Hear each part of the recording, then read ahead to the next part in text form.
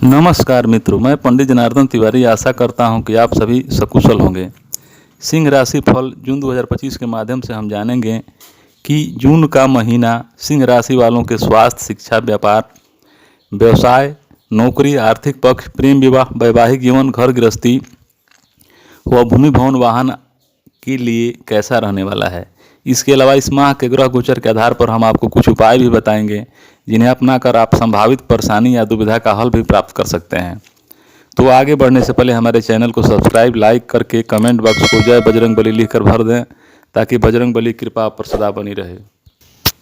Career के दृष्टिकोण से यह महीना अच्छा रहने वाला है। दसम भाव में महीने की शुरुआत में सूर्य और बुध मिलकर बुधादित्य योग बनाएंगे जो आपको नौकरी में अच्छी स्थिति प्रदान करेंगे। आप अपनी बुद्धिमानी और अपनी दक्षता का परिचय समय समय पर देते रहेंगे जिससे कार्य क्षेत्र में आपकी जड़ें मजबूत होगी। 6 तारीख को बुध महाराज एकादश भाव में प्रवेश करेंगे जहां पूरे महीने बृहस्पति महाराज विराजमान रहने वाले हैं। इससे आपकी स्थिति प्रबल होगी और आपको वरिष्ठ अधिकारियों का सहयोग मिलेगा। 15 तारीख से सूर्य महाराज भी एकादश भाव में चले जाएंगे जिससे सरकारी क्षेत्र में काम कर रहे लोगों को विशेष लाभ मिलने के योग बनेंगे। 6ठे भाव के स्वामी शनि महाराज पूरे महीने अष्टम भाव में विराजमान रहेंगे, इसलिए कार्य क्षेत्र में आपको जमकर पसीना बहाना पड़ेगा और खूब मेहनत करनी पड़ेगी। 10वें भाव के स्वामी शुक्र महाराज 9वें भाव में विराजमान रहेंगे, इसलिए 29 तारीख से पहले आपके तबादले के योग बन सकते हैं। इसके बाद शुक्र महाराज 10वें भाव में अपनी राशि में प्रवेश करेंगे। कार्य क्षेत्र में आराम का माहौल बनेगा और आपको अपने काम में आसानी होगी। 7वें भाव में पूरे महीने राहु महाराज विराजमान रहेंगे। महीने की शुरुआत से लेकर अंत तक मंगल की दृष्टि और बृहस्पति की दृष्टि आपके 7वें भाव पर रहेगी जिससे व्यापार में कुछ उथल पुथल हो सकती है। आपको शॉर्टकट अपनाने से बचना चाहिए। नीति पर चलकर अपने व्यापार को आगे बढ़ाएं तो बृहस्पति महाराज की कृपा से आपके व्यापार में अच्छी उन्नति देखने को मिल सकती है। यदि आपके आर्थिक स्थिति को देखा जाए तो महीने की शुरुआत आपके लिए मध्यम रहेगी। एकादश भाव में पूरे महीने बृहस्पति महाराज विराजमान रहकर आपकी आमदनी को बढ़ाएंगे। आपको एक से ज़्यादा माध्यमों से धन प्राप्ति के योग बनेंगे जिससे आपकी आर्थिक स्थिति दिन प्रतिदिन सुधरेगी।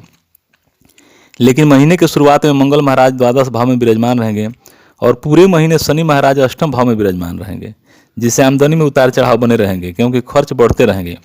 अचानक से कुछ खर्च आपको करने पड़ेंगे जिससे आर्थिक समस्याएं सामने आ सकती है। लेकिन 6 तारीख से बुध महाराज आपको एकादश भाव में प्रवेश करके आपकी आमदनी को बढ़ाएंगे। व्यापार में भी आमदनी के योग बनेंगे और नौकरी करने वालों को भी तनख्वाह में वृद्धि की सौगात मिल सकती है।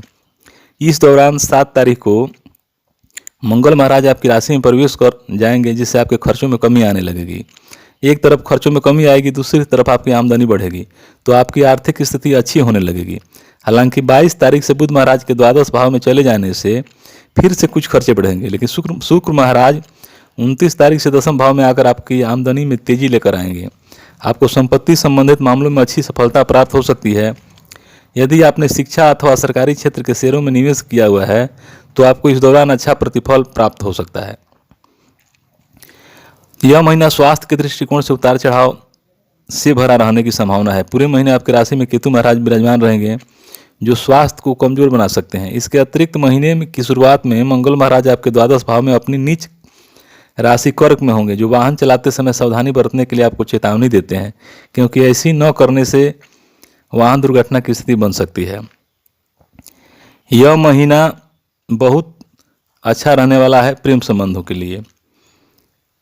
5वें भाव के स्वामी बृहस्पति महाराज एकादश भाव में पूरे महीने में बैठकर आपके 5वें भाव को देखेंगे जिससे आपका प्रेम में प्रगाढ़ता आएगी और आप एक दूसरे को परिपक्व प्रेमिका के रूप में पहचान सकेंगे।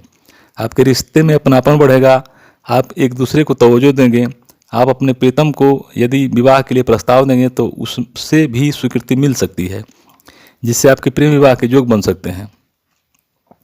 यह महीना पारिवारिक जीवन के लिए अनुकूल रहने की संभावना है, लेकिन महीने की शुरुआत थोड़ी कमजोर रह सकती है क्योंकि चतुर्थ भाव के स्वामी मंगल महाराज महीने की शुरुआत में द्वादश भाव में विराजमान रहेंगे।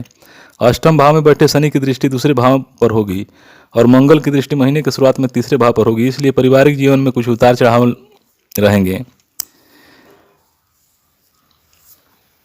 अब उपाय की बात करें तो आपको प्रत्येक बुधवार को श्री गणेश जी को दुर्वा अर्पित करना चाहिए अच्छी सी गुणवत्ता का पुखराज रत्न सोने की मुद्रिका में जुड़वाकर शुक्ल पक्ष के दौरान बृहस्पतिवार के दिन दोपहर के समय अपनी तर्जनी अंगुली में धारण करना चाहिए। किसी मंदिर में ध्वजा लगाना आपके लिए लाभदायक रहेगा। आपको प्रत्येक रविवार को श्री आदित्य हृदय स्तोत्र का पाठ करना चाहिए। मुझे उम्मीद है कि आपको यह वीडियो पसंद आया होगा। अगर आपके कोई प्रश्न या सुझाव हैं तो कृपया उन्हें कमेंट में बताएं। अगर आप मेरे चैनल पर नए हैं तो कृपया सब्सक्राइब करें और बेल आइकन को दबाएं ताकि मेरे नए वीडियो के बारे में पता चल सके। आपकी प्रतिक्रिया के लिए धन्यवाद।